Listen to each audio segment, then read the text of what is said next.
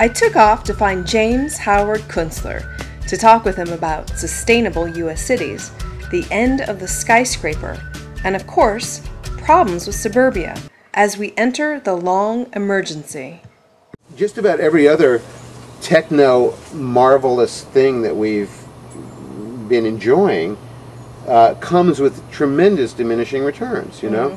I mean, everything from the stupid vinyl on the side of this building to, you know, to the phone system. That's good looking vinyl. So if we had to take down this house, what could we use the vinyl siding for? I have no idea. I mean, it's a, you know, you could probably melt it and turn it into a clarinet or something. I really don't know. I'm really not a petrochemical specialist.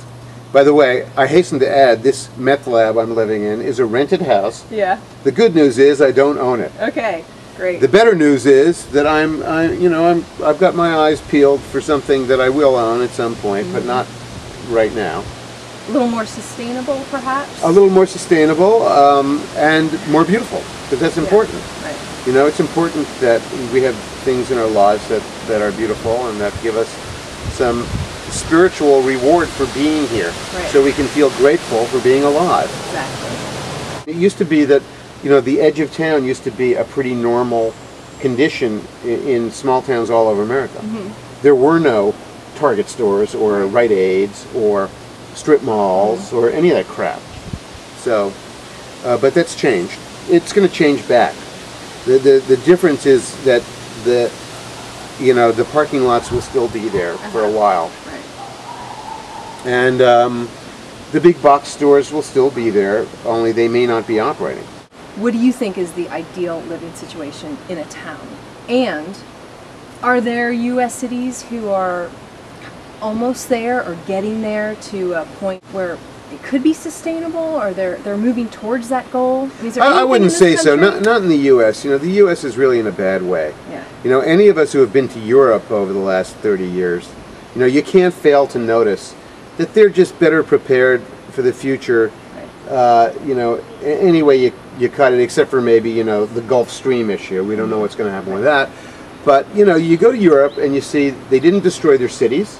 They didn't destroy their small towns.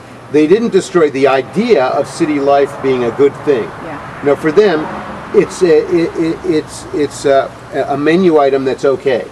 The places that are overburdened with suburban fabric are not going to work. They're not scaled properly for the energy diet of the future. You know, then we have a whole other category of places that are overburdened with skyscrapers. Right.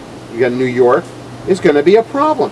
People don't realize it. The skyscraper is a 20th century fossil fuel building type. Right.